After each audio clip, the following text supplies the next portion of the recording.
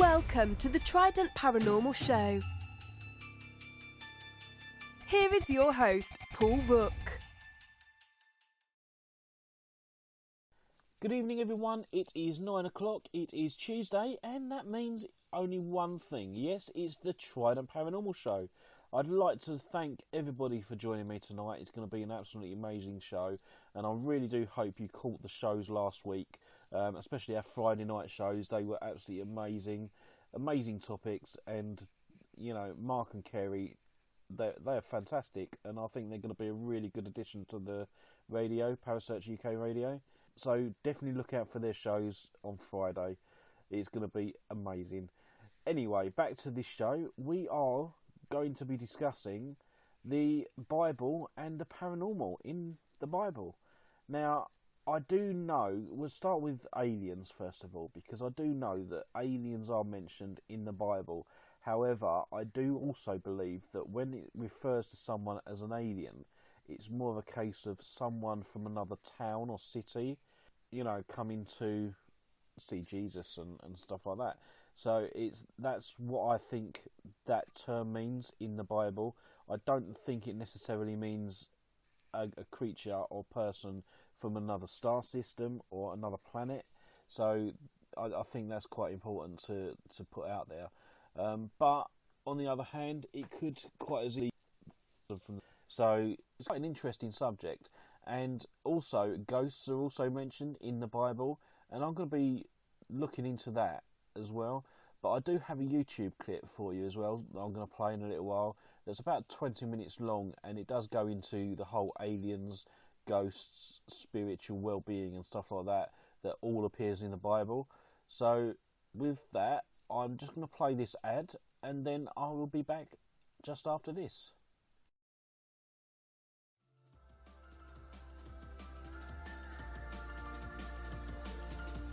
The T-Files here at Parasearch UK Radio, discussing hauntings from around the world, the facts and the hearsay about each case. Was it real haunting or an elaborate hoax for monetary gain or fame? Listen and discuss with me, Terra Palmer, here at the T-Files.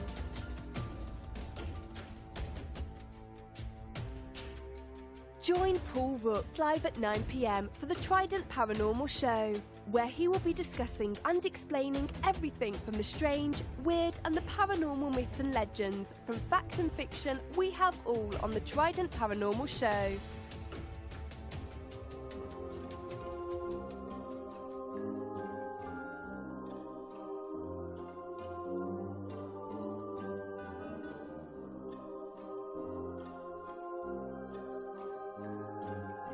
Join Jay and Teresa Wednesday nights at 9 p.m. with their paranormal hindsight from across the USA, only on Parasearch UK Radio.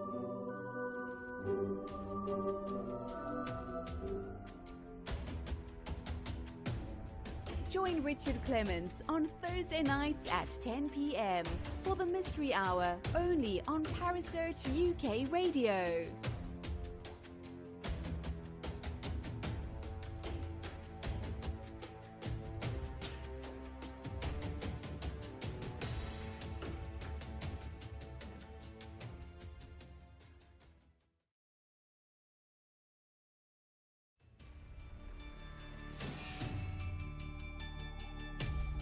This is David Farrant, and I'm listening to the Trident Paranormal Show on Parasearch UK. And welcome back. I'm Paul Rook, and this is the Trident Paranormal Show. Now, what I'm going to answer first is, what does the Bible say about ghosts or hauntings? Apparently, there is such a thing as ghosts. The answer to the question depends on precisely what is meant by the term ghost. If the term means spirit beings, the answer is a qualified yes. If the term means a spirit of people who have died, the answer is no.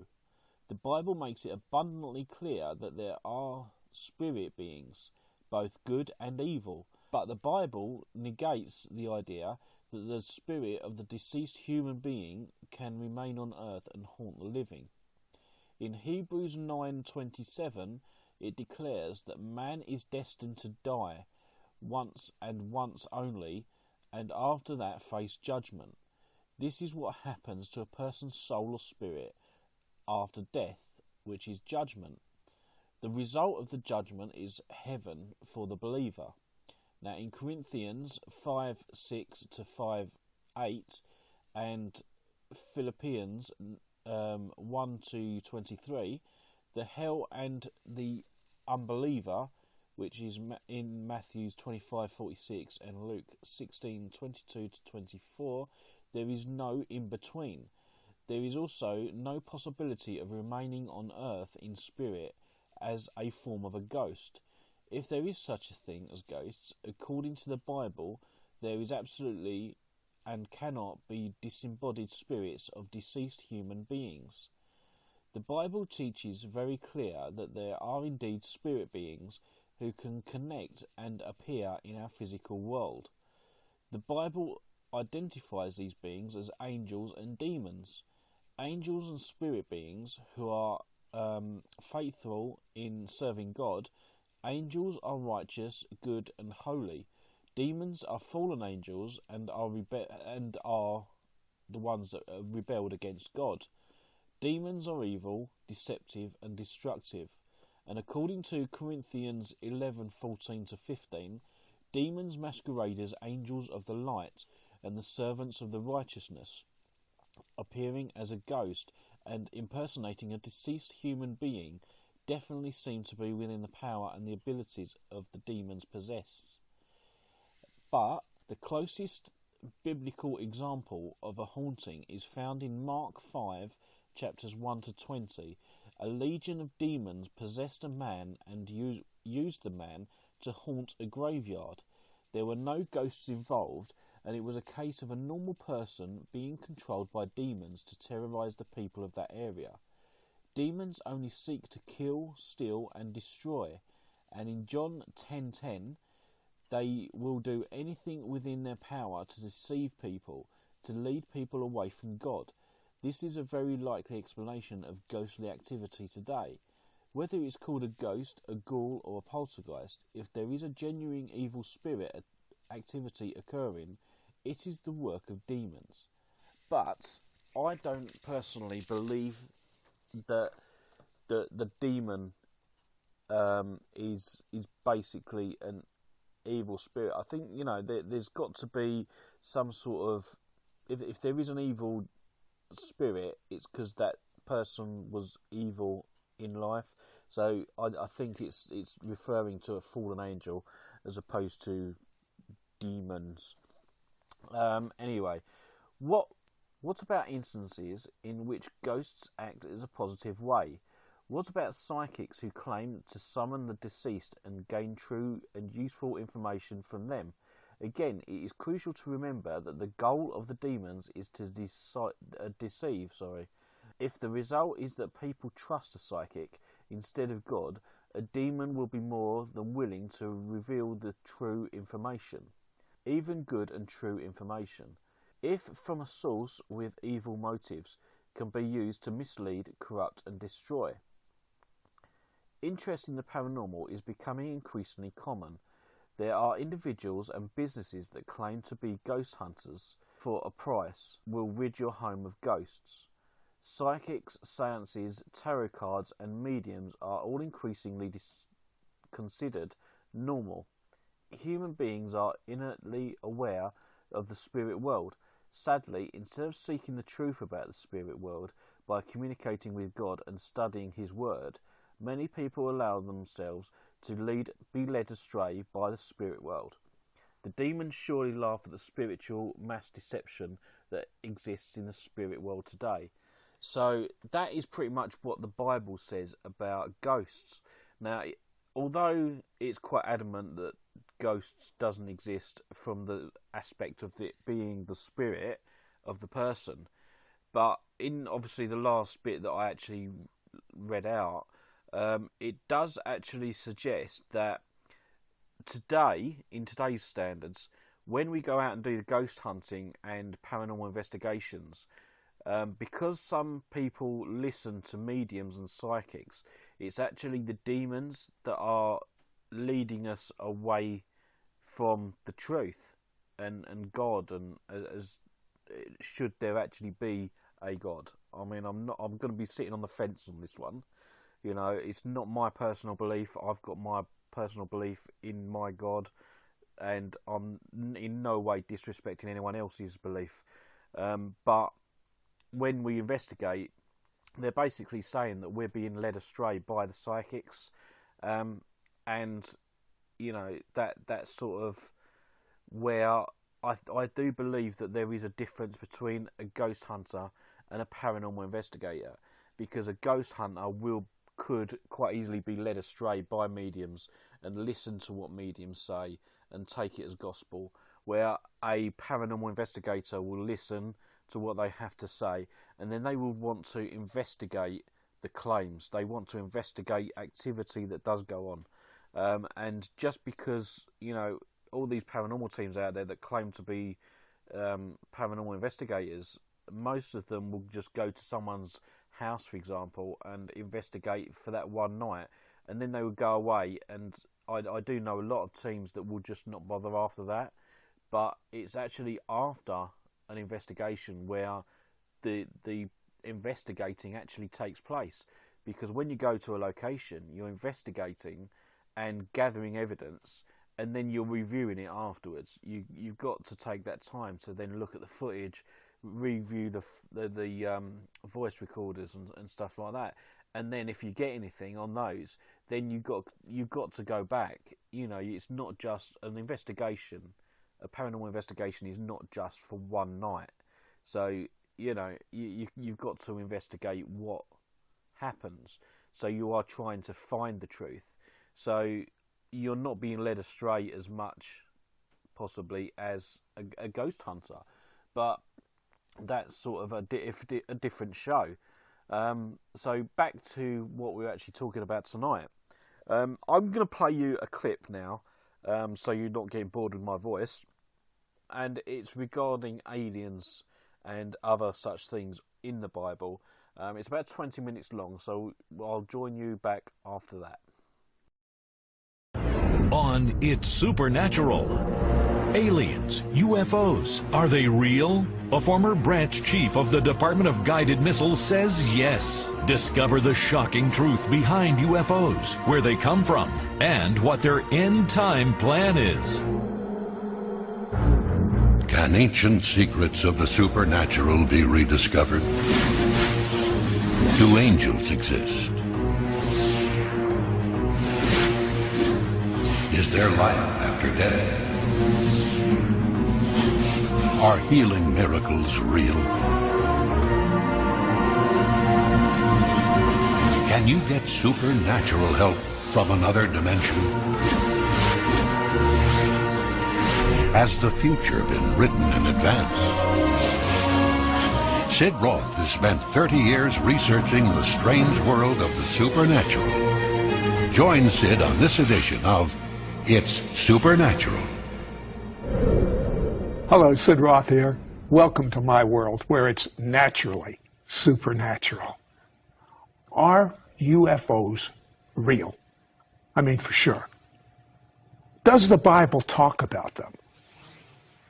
Are UFOs involved in end-time Bible prophecy, end-time events? Could they be a little piece of a puzzle that we have missed? My guest, Chuck Missler, says yes. He's a Naval Academy graduate and former branch chief of the Department of Guided Missiles, CEO of 6 public companies. 4 of the 6 were highly classified in the Department of Defense. Chuck Missler, you are such, in my opinion, and I'm entitled to say this, you are such a renowned, wonderful Bible teacher.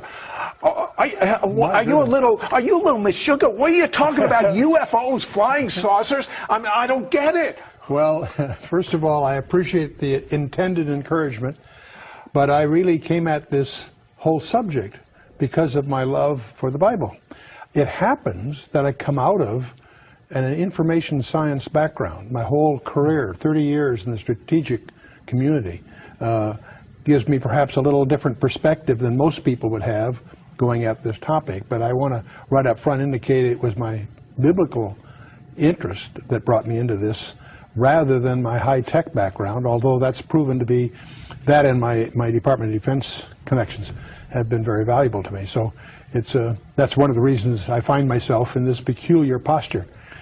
But it's not, in other words, he has a lot of experience, a lot of knowledge from the intelligence community, which helps him put a lot together of what we'll be talking about. But he's saying it's his love for the Bible that is really motivating him right now. So you found a controversial verse in Genesis 6, which has to do with a prophecy that Jesus said. Let's start with, I start with Jesus, and in Matthew 24, he gives 4 disciples an inside briefing on a second coming. And in that briefing, he makes a very strange remark. He says, as the days of Noah were, so shall the days of the coming of the Son of Man be.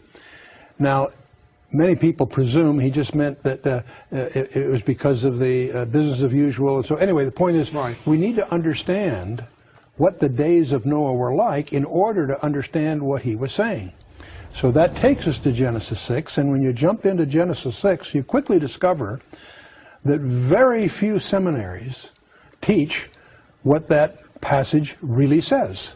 And so the first, as you get into that Genesis 6, you have to understand the first 2 verses are one sentence, and it deals with this strange goings-on between the fallen angels producing hybrids with humans.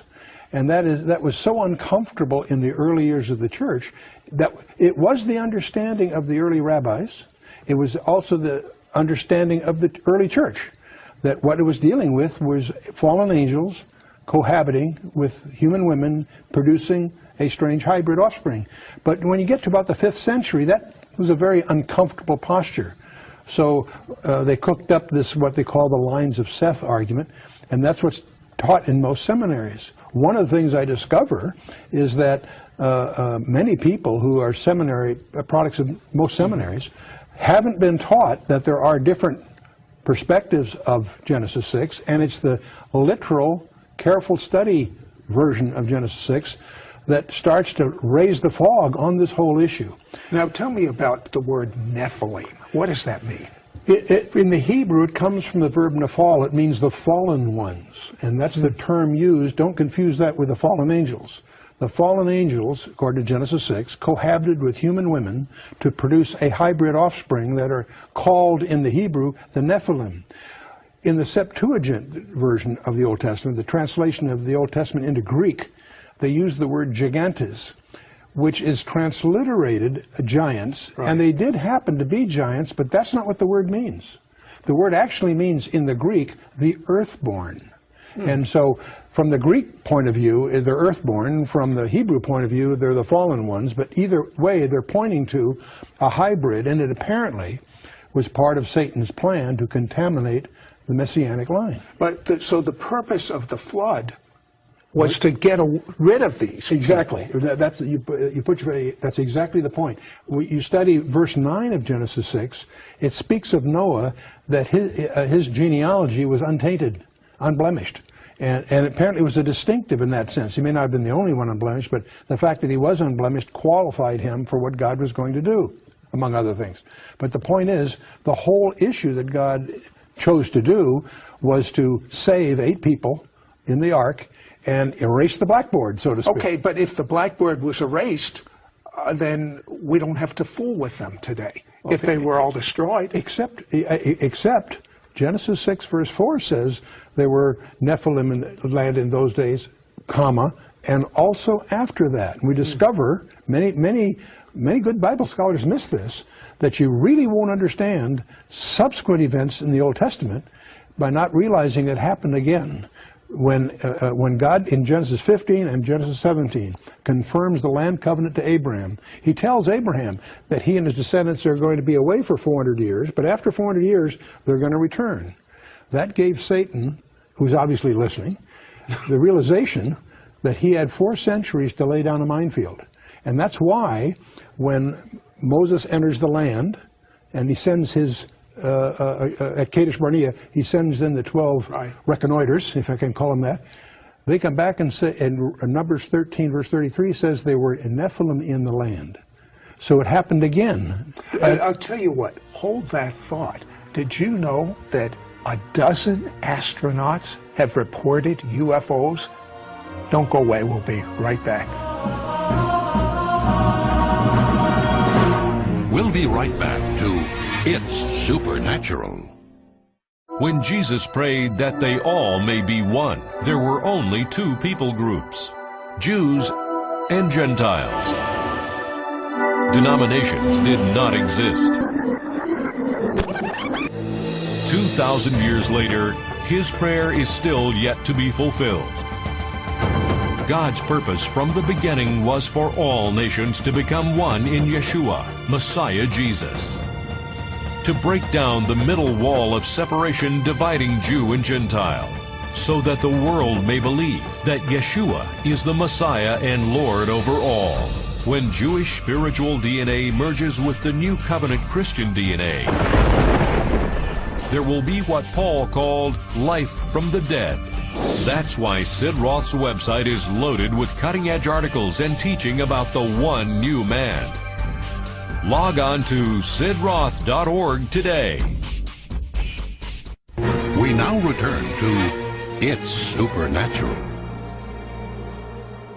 Hello, Sid Roth here with Chuck Missler. And Chuck, so many astronauts are reporting UFOs, but one was amazing. This one astronaut, John Blaha, a ham radio operator, actually picked up what he was saying. As a matter of fact, a picture's worth 1,000 words. Let's take a look at that now. The wording is as follows. Houston, this is Discovery. We still have the alien spacecraft under observance.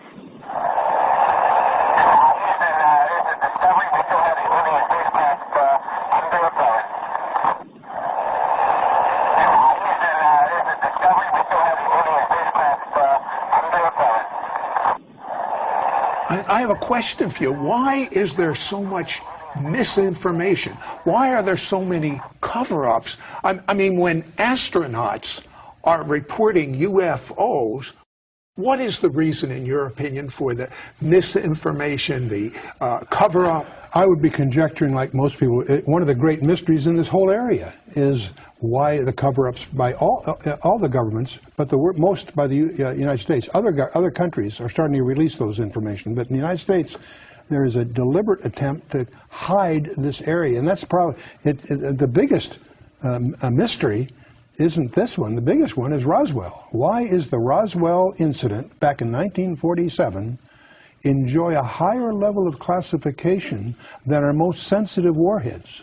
You're from the intelligence community. You should tell me. Well, it makes no sense. I agree. And it's a mystery. I don't have a conjecture as to why they're doing it, but it's clear 2 presidents and 4 congressmen have been unable to crack the security that surrounds the Roswell incident. Why? That was 60 years ago. And that's the mystery. Obviously, there's all kinds of bizarre stories that have come out of that experience. But the real mystery to me isn't that. The real mystery is, why is it classified? Why does the government hide it? And I don't have any conjectures. I think those conjectures are just as wild as the other conjectures about the UFOs. According to your tapes, this cover-up was very unusual because some 30 newspapers reported it in 47, and then just immediately after, what happened? Yeah, Blanchard, the colonel of the base, when the Roswell thing first happened, issued a press release that a saucer had landed and so forth. Within a few hours, 400 miles away, the Brigadier General in charge of the 8th Air Force countermanded that press release and hatched this story about it was a weather balloon and so forth. That starts a whole series of the silliest, most inane cover-up stories. There's been a sequence of them. First it was a weather balloon. Well, that didn't fly. They went one after the other. And to the community, it's almost insulting because the cover-up stories are so empty, so foolish, so ridiculous. But what about that new technique, digital imaging? Yeah, it's interesting that when Brigadier General Ramey made his press release countermanding Blanchard's, the press took pictures. Many years later, just a few years ago, a guy by the name of Johnson, who took the picture, we were able to get the negatives, and by using advanced digital analysis of the negatives, they were able, an analyst by the name of Rudiak was able to use advanced information techniques to unravel some words that were on the memo that was in Ramey's hand.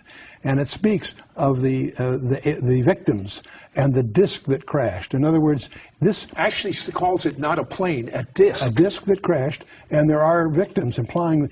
See, the stories have always said there were 4 bodies, 3 were dead, 1 was still alive. That was the unconfirmed rumors that we heard. Well, it turns out that that memo, that unraveling, is regarded as the smoking gun because it demonstrates that the Air Force has been lying all along. Well, these UFOs, they defy laws of physics. Your degree is in physics, yes, I believe. Well, yes. The thing that is the fundamentals, if we want to get right at that, I'm sorry, presuming a lot here on your audience.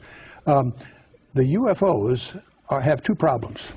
The one problem is they are tangible. They show up on multiple radars. They leave physical evidence, burnt ground and radioactivity and so forth. So they're tangible. They're not hallucinations. Radar sets don't have hallucinations. Okay. Right. On the other hand, they make right-angle turns at exotic speeds. They go faster than the speed of sound without sonic booms. They do things that seem to violate physical laws, and yet they are physical in one sense, and yet they're not physical in another. Now, the other area we need to just acknowledge is this is the toughest area to research, because not only because of all the hoaxes and all the crackpots that are in this area, is because of the deliberate disinformation by the government trying to hide these areas. But the net reality is Jacques Vallée, the Frenchman, and J. Allen Hynek, the American, are probably the 2 most of the early pioneers, the 2 most reputable researchers. They both came to the conclusion that these things are hyperdimensional. They're not extragalactical. That's a very fundamental insight, by the way, because they seem to pose to being something that they're not. But the real point is that we're dealing here with a phenomenon that bridges the physical reality we understand and a reality that's outside that. One of the things we've discovered just in the last few years is that some of the constants of physics are changing that we thought were constant. And Scientific American, in June of 2005, ran an article in which they pointed out if the constants of physics are changing, that implies that our physical reality is actually a subset, a shadow of a larger reality.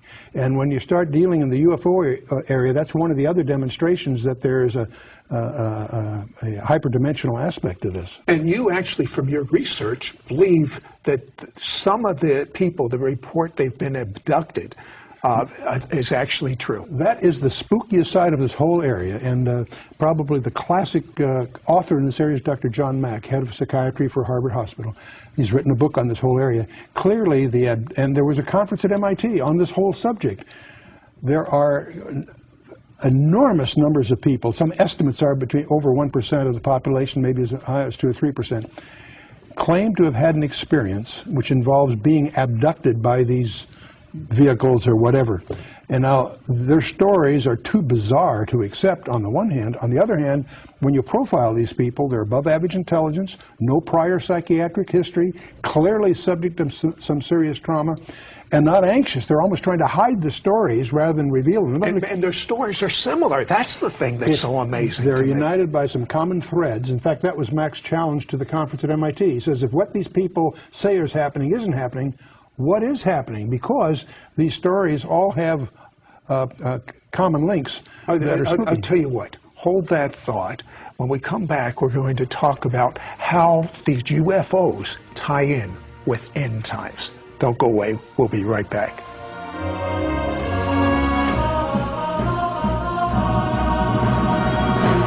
We'll be right back to It's Supernatural.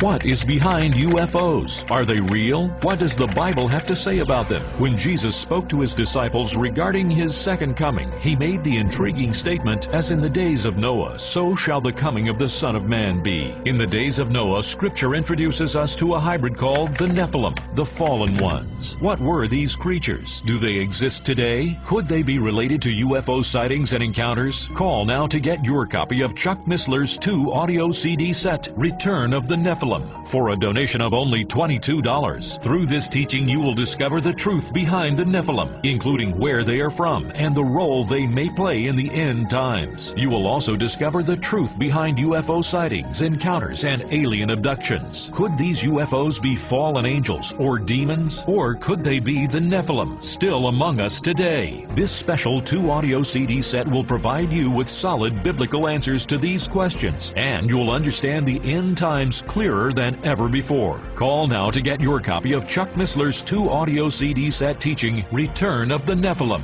for a donation of only $22. Shipping and handling is free. Ask for offer number 1243. Call now or write to Sid Roth. It's Supernatural. Post Office Box 1918, Brunswick, Georgia 31521. Please specify offer number 1243 or log on to sidroth.org. Call or write today. We now return to It's Supernatural. Hello, Sid Roth here with Chuck Missler. And Chuck, the only reason you're involved in this is it's a missing ingredient, a missing piece, something that no one looks at in the end times, these UFOs. Are these people around today, in your opinion, these descendants of the Nephilim? I wouldn't be a bit surprised. Well, not necessarily as descendants directly, because I think that's been dealt with. But I think there's, okay. But at the same time, I do suspect that the UFOs are, in effect, a modern-day echo, if you will. And that may be what Jesus was talking about when he says, as the days of Noah were, that there's he's implying a parallelism. And so that's why we got interested in this in the first place. And if that's true, we can test it very simply, because if we're correct, these events are going to increase as we get increasingly closer to what we call the end times. Okay. There's an allusion to this that's, I mean, it really grabbed me when you explained it on my radio show from Daniel. Yes, oh, exactly. Well, in Daniel chapter 2, we have the famous image of Nebuchadnezzar, and as he goes through it, the mystery is the iron mixed with clay. And when Daniel goes to explain what the miry clay is, he says, as for the miry clay, comma, they shall mingle themselves with the seed of men. Now, I've had the exegetical experts confirm this. The they, he shifts to a personal pronoun, but the they has to be something other than the seed of men in order for them to mingle with this. Just grammatically, it requires that. So that leads to a speculation. What are we talking about here? One of the possibilities is that we're dealing here with something that's not the seed of men, namely Nephilim, hybrids. And that's a hint there that there will be a proliferation of hybrids at the end times, because that's what Daniel's talking about. So that's a staggering verse to deal with. You know, one of the fascinating things I find in your 2 CDs that we're making available is you talk about Joshua's assignment to destroy all the people in particular areas that a lot of people wonder about. Yeah, when you read that as a New Testament reader, you're shocked, because God tells Joshua to wipe out every man, woman, and child of 4 key tribes. And that shocks, you know, the New Testament reader, because we don't understand that there is a gene pool problem again. We understand Genesis 6, the flood of Noah, was dealing, among other things, with a gene pool problem in the human predicament. What we don't realize is that Satan had again laid down a minefield in Canaan, because when he found out from God's revelation to Abraham that his descendants would be away and then return after 400 years, that gave Satan 400 years to lay down a minefield. When you study the book of Judges geographically, you discover that they didn't follow through in certain areas to wipe out their instructions. The places they missed was a place called Bashan. We call that the Golan Heights today.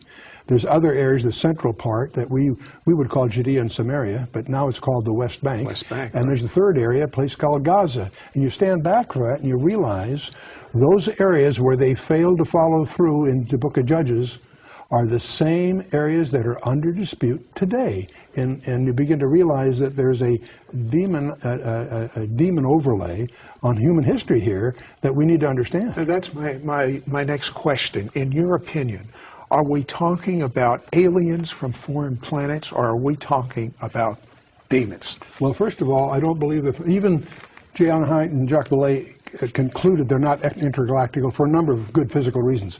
We believe they're hyperdimensional, they're demonic. They also pretend to be something they're not. That means that one of their tools is deceptions.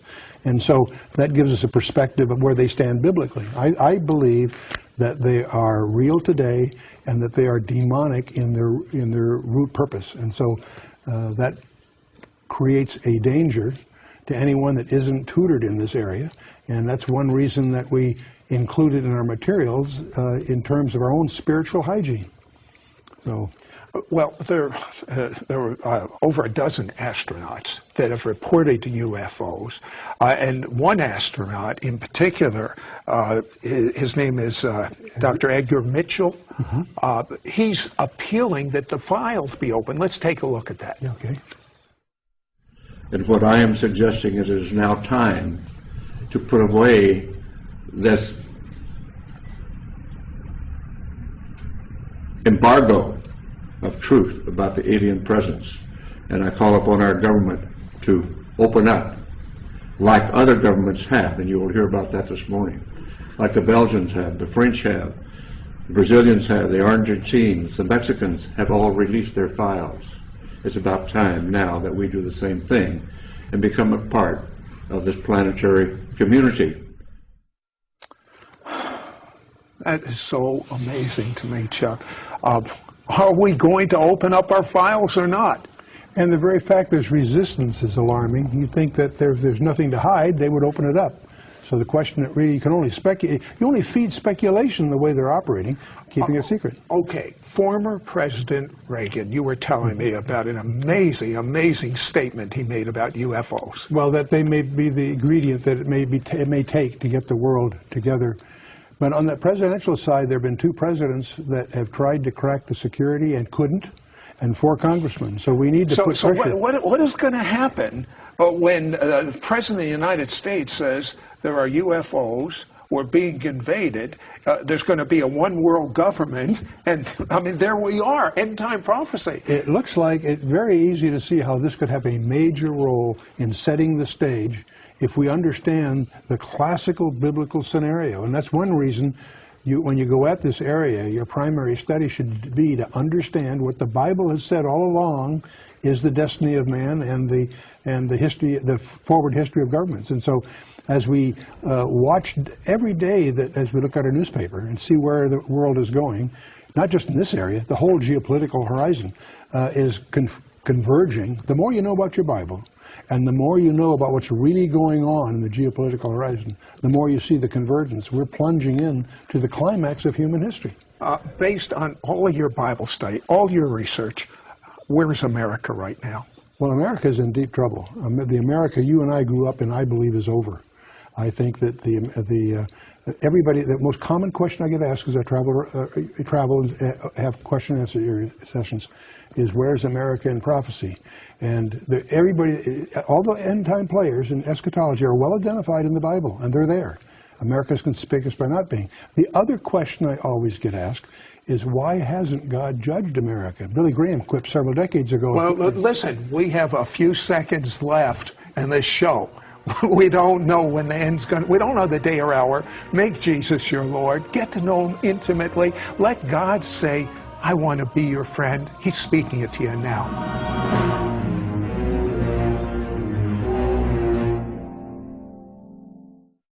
What is behind UFOs? Are they real? What does the Bible have to say about them? When Jesus spoke to his disciples regarding his second coming, he made the intriguing statement, as in the days of Noah, so shall the coming of the Son of Man be. In the days of Noah, Scripture introduces us to a hybrid called the Nephilim, the fallen ones. What were these creatures? Do they exist today? Could they be related to UFO sightings and encounters? Call now to get your copy of Chuck Missler's 2-audio CD set, Return of the Nephilim, for a donation of only $22. Through this teaching, you will discover the truth behind the Nephilim, including where they are from and the role they may play in the end times. You will also discover the truth behind UFO sightings, encounters, and alien abductions. Could these UFOs be fallen angels or demons? Or could they be the Nephilim, still among us today? This special 2-audio CD set will provide you with solid biblical answers to these questions, and you'll understand the end times clearer clearer than ever before. Call now to get your copy of Chuck Missler's 2-audio CD set teaching Return of the Nephilim for a donation of only $22. Shipping and handling is free. Ask for offer number 1243. Call now or write to Sid Roth. It's Supernatural. Post Office Box 1918, Brunswick, Georgia 31521. Please specify offer number 1243 or log on to sidroth.org. Call or write today. For he himself is our peace, who has made both Jew and Gentile into one, and broke down the barrier of the dividing wall. His purpose was to create in himself.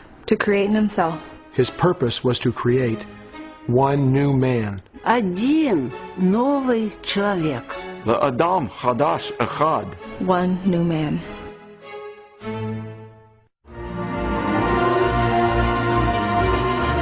If you are encouraged and helped by these television programs, please consider assisting us with future productions. Send your tax-deductible gift to Sid Roth, Post Office Box 1918, Brunswick, Georgia 31521. Call toll-free 1-800-548-1918 or visit our website at sidroth.org.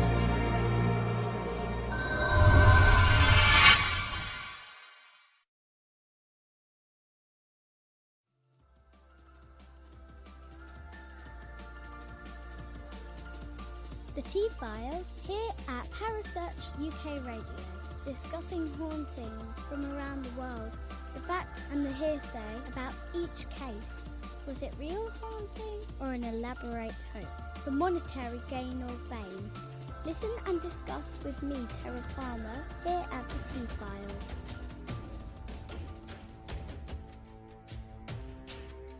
Join Paul Rook live at 9 p.m. for the Trident Paranormal Show, where he will be discussing and explaining everything from the strange, weird and the paranormal myths and legends. From fact and fiction, we have all on the Trident Paranormal Show.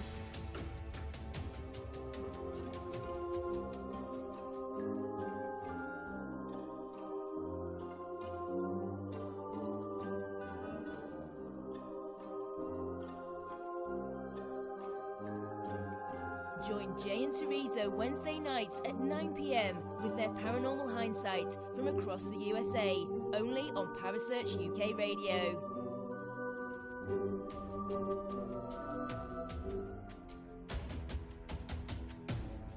Join Richard Clements on Thursday nights at 10 p.m. for the Mystery Hour, only on Parasearch UK Radio.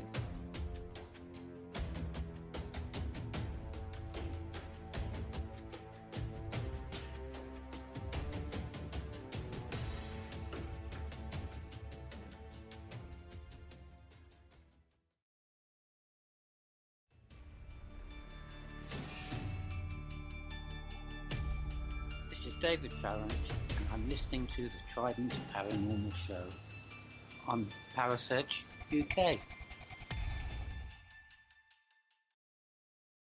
And welcome back. Now, that video clip was actually full of information about the paranormal in the Bible. So what did you think of that? Do you believe there are aliens because of what it says in the Bible? Are you a religious person? It doesn't matter whether it's a Christian, Jew, or anything like that. What is your belief? Do you have a belief?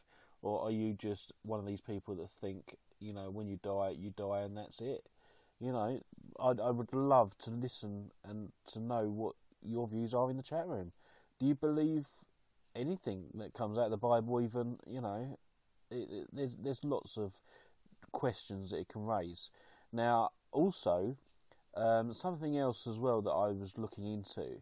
What does the Bible say about vampires?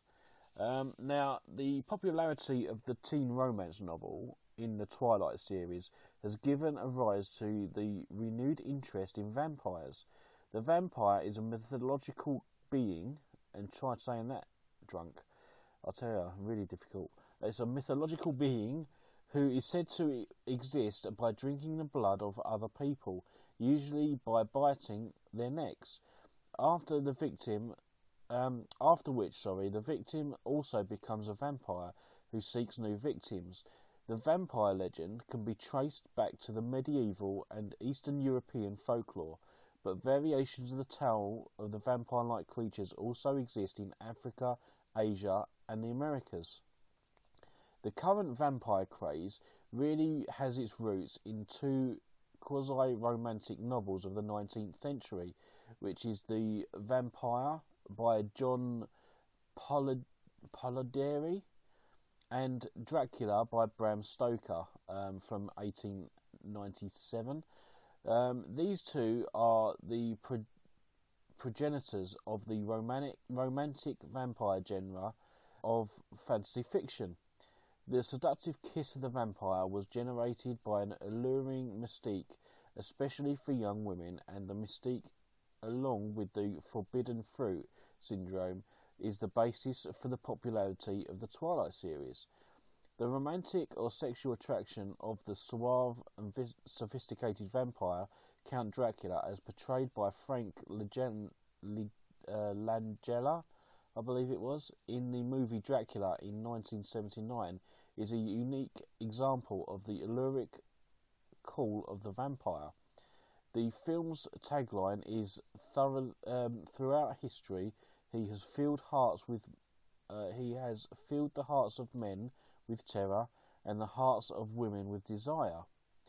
While fantasy fiction, such as The Twilight, is probably the most part harmless by any obsessive interest in vampires, or for that matter, witches, ghosts, and other occult figures, can be unearthly at best, and it's dangerous at the worst. It depends on the spiritual state of the person who's interested and procured by such subjects. A weak, emotionally fragile young girl, for example, whose life is characterised by the family stress and self-esteem issues and a lack of strong role models, could be at risk of developing an unearthly interest in the occult. Such an interest can be an open door for demons to infiltrate her mind and spirit. Satan, as we know, is the enemy of our souls, who prowls around like a roaming lion looking for someone to devour, which is in Peter 5-8. This is why God, in his wisdom, forbids occult practices, describing them as abomination and detestable. How is the Christian to think about vampires and vampire fiction? We are reminded in Philippians 4-8 to fill our minds with whatever is true, whatever is noble, whatever is right, whatever is pure, whatever is lovely, whatever is admirable, if anything is excellent or praiseworthy. While the elements of nobility in the Twilight books, there is also elements of darkness and the occult, which is also very strong pull towards the hero of the book, Edward, who is a vampire. He is seductively attractive, apparently, charismatic figure who has a great deal of appeal to young teenage girls. The author skillfully portrays the beautiful, romantic, perfect, although flawed character of the kind of guy that most teens are drawn to. The problem comes from idolising such a person and then setting out to find someone like him. No human male can live up to such an ideal. Christian girls and young women should be seeking beauty and perfection in Christ. When they understand the true beauty of the character, they will be able to recognise in the young man God brings to them for a husband. So does this mean that Christians should avoid vampire fiction altogether? For some families, the answer is yes. For others, the answer is no. Parents whose teen or pre-teen daughter is interested in the series would do well to read it for themselves, discuss it with their girls, and perhaps point out the ways in which it contradicts to God's word, such as analytical discussion can do most to dispel the mystique that surrounds a vampire myth. Ultimately, the decision obviously is with the parents. Okay, so that's enough about vampires in the Bible. Now I want to read from you a extract from Contacts with the Gods from Space by Dr. George King. He says there are UFOs in the Bible. The Bible is not completely accurate as a historical document. Numerous scholarly researchers have shown that not only has it been through different translations, but several different scribes have worked on it, some with political motives and varying kinds, thereby introducing a considerably potential from inconsistencies. This does not make it worthless, though, however. Far from it. It's a valuable document and can be regarded as completely accurate. Everything which follows in the section should be read and taken out with a pinch of salt, basically. Now, one of the quotes is from Ezekiel chapter 1 verse 4, and it reads as follows: "And I looked, and behold, a whirlwind came from the north, a great cloud of fire involved itself, and a brightness was about it, and out of the mist thereof was the colour amber, and the midst of the fire." Now, this is a beautiful description of a UFO. Continues with what is commonly described as a close encounter of the third kind. Now, moving on a little bit more, we've got another example from the book of Exodus, chapter 13, verses 21 to 22, as this is a typical example. "And the Lord went before them, and a day in a pillar of cloud to lead them along the way, and by night in a pillar of fire to give them light. Go by day and night. He took not away the pillar of cloud by day, nor the pillar of fire by night before the people." Now, this description of pillars of cloud and fire is very close to the cigar-shaped description of a UFO. In fact, I much prefer the biblical description of a pillar to the far less evocative one of a cigar. In the 20th century, we've become more mundane in our descriptions of terminology. Compare, for example, wheel in the middle of a wheel with the rather facile term flying saucer. But as the writings does go on, and there's a lot of different terms and stuff used for UFOs in the Bible, so it would be interesting to have a look at. And what I'll do, if you go online and just search UFOs in the Bible, you'll find complete works on this, especially the Ezekiel's wheel. Now that is an interesting case all in itself, and possibly a subject for another show. But unfortunately, we have come to the end of the show tonight, and I would just like to thank everybody for joining me in the chat room. It's been a blast, so I really do hope you carry on and you do join me next week on the Trident Paranormal Show. Don't forget our shows on Fridays as well, so listen in then. So I would just, all that leaves for me to say now is thank you, good night, and see you all again next week. Have a safe week, everybody. Good night.